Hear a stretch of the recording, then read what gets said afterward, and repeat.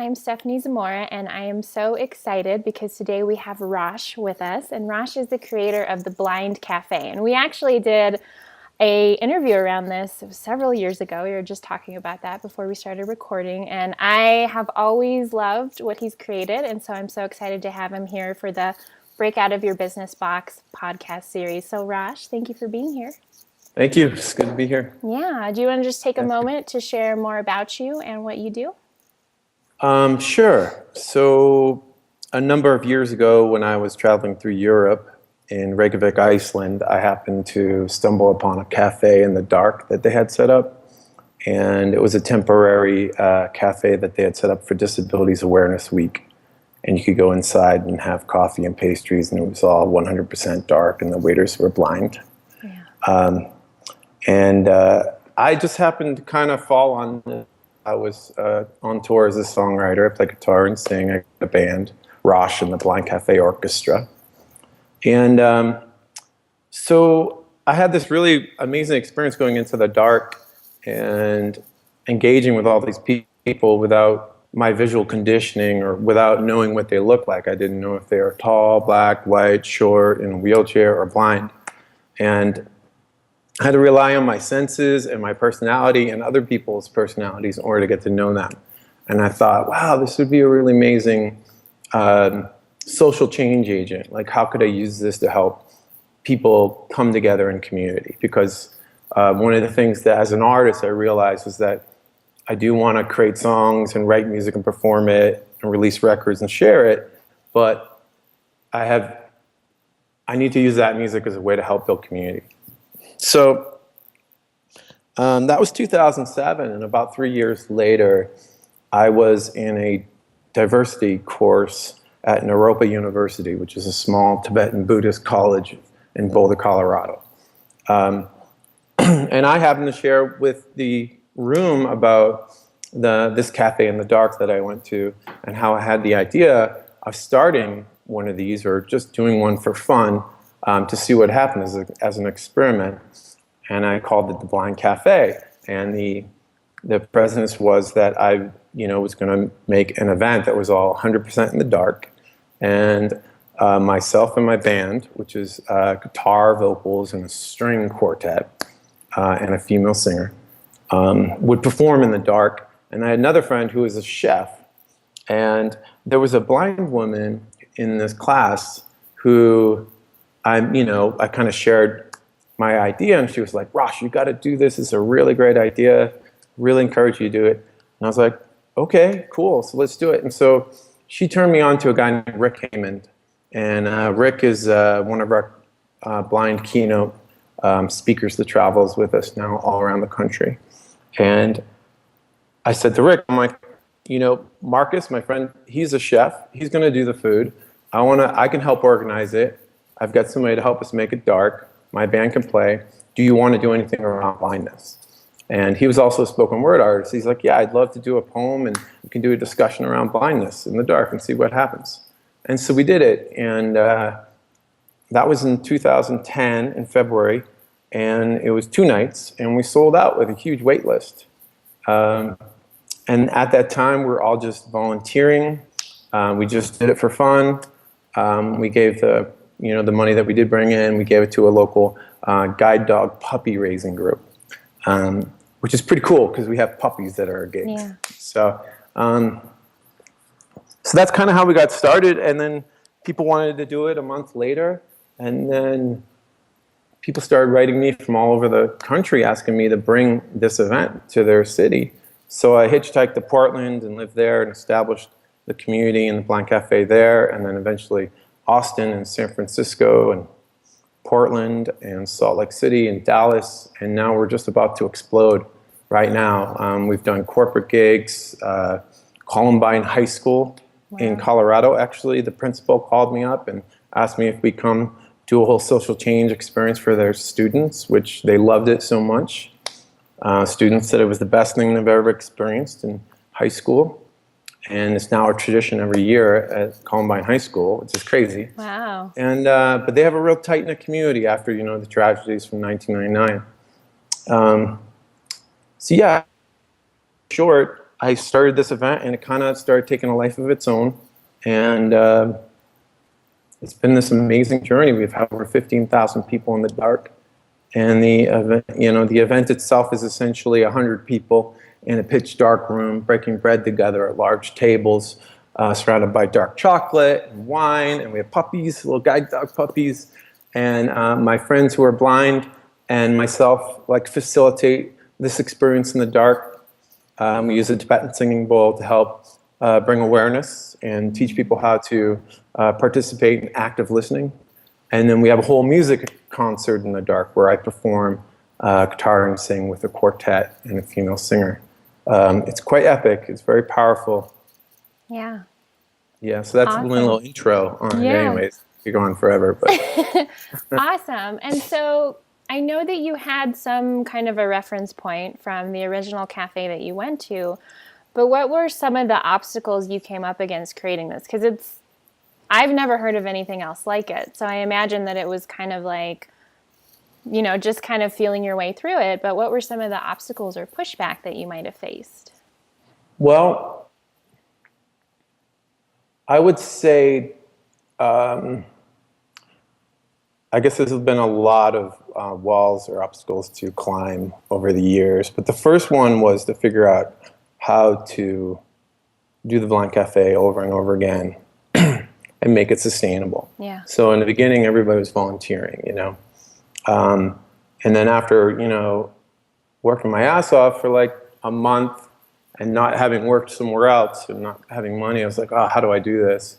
And so there was this process of figuring out how to adjust prices and create more value in exchange for money, so I can then pay the waiters and pay the the staff and the chef and things like that. And also because it was very volunteer run in the beginning, we only did 5 weekends actually, so we would do 2 or 3 night run.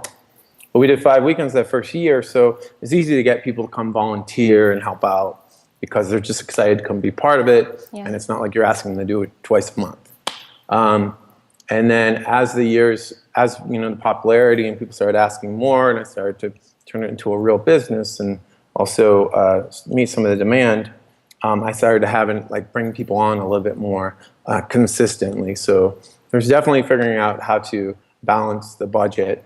And one of the things that I've been very prominent about is that I don't want it to be just like a high-end event. So what I've always had a sliding scale ticket price. So basically, I have a suggested low price up to a suggested high price, and you just pay what you can and what you feel. And then if you pay over a certain point, you're actually helping us discount tickets for other people. So no one's ever turned away from the event. So that's definitely one of the obstacles. Another one was, it wasn't too much of an obstacle, but just gaining trust and respect of the blind community, because I'm a sighted guy doing an event that involves a lot of blindness, which was not my intention in the beginning. My intention was just, use the darkness as a social change agent. But my friend who was blind was part of it. So, I'm really proud to say that, every year the NFB has this, which is National Federation for the Blind, has this yearly conference. And dinner in the darks have a bad rap for people. Basically, I guess the perspective is that a lot of them don't quite do it in a way that, I guess they do it in a way that makes people more afraid of blindness. Okay. As opposed to, and at least from the feedback with my staff, the blind staff and friends that I have, they feel like we do it with respect and style, and that people walk away feeling more connected and willing to connect with people who are blind in the world. And so that was definitely one of the obstacles. And I'm also at a huge obstacle right now where it's been almost 7 years. We've had 15,000 people in the dark.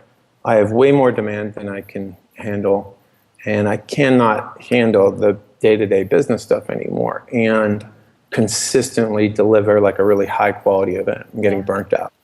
So I'm actually in that process right now of figuring out how to step back, systemize, create the operations manuals, and really refine and take the best of what I've learned and redesign the Blind Cafe experience. And then put a team together, funding, get a management team, Yeah. and really relaunched it. And one of my goals is to replicate it all over the country where I don't have to be there anymore. Yeah. And I can also, by doing that, I can create jobs for people who are blind, where sighted people couldn't take it away from them. Which unemployment is a huge issue there. Yeah. Very cool. That's Yeah. a big hurdle. I've been going through that too. How do we systematize and streamline things to where we're not running ourselves into the ground? So Yeah. and your event is so much bigger than anything I do. So I can imagine that that's quite an undertaking. Would you share a little bit about, I know you said it took on a life of its own, which is really cool, and I love that. And I have kind of a new body of work emerging for me that has basically done that too, and so it's cool to witness. But how did you know that it was kind of the right thing for you, whether it was just at the time or for the foreseeable future? How did you know that you weren't just chasing something that wasn't going to pan out? Well, that's a good question. We did our very first Blind Cafe in February 2010. And I didn't intend to do it again. And then we did one in March because everybody begged me to do it. So after that one in March, I was planning to go do a month on the coast of California as a retreat and then go over to Thailand and just go traveling. I wasn't planning on doing another Blind Cafe. People said to me, they're like, oh, you could travel and tour with this. And I was like, oh, that's a logistical nightmare. No way. So, we did those first 2 shows in Boulder, and then summer came, and I was in California. And I kept on trying to buy my ticket to Thailand, and I had this voice in my head that said, go to Portland and start a Blind Cafe. And I became so unhappy not listening to that voice that I just quit all my plans, hitchhiked up to Portland, went to the room, got a job at this cracker factory. It was a raw cracker factory, raw food cracker factory, but still a cracker factory. And that's how I paid my rent. And then I produced a Portland Blind Cafe, and it was a total success. We had 140 people a night, 3 nights in a row, sold out, front page of Oregonian. It was pretty rad. And then from there, I just kept on following my gut level. My gut told me to I was back and forth between Boulder and Portland, and then I was like, I've always thought, I've heard Austin's a good city. And so, I kind of, the first 3 or 4 years of the Blind Cafe was a little bit more of like a lifestyle design business. Yeah. And it had to be. It was based around me and where I would happen to be happy, And there's places like Austin, Portland, and Boulder. These are places that I feel like I can go and do yoga and be around nature, and there's no more intention and community and connection in a lot of those cities. So that's kind of how I got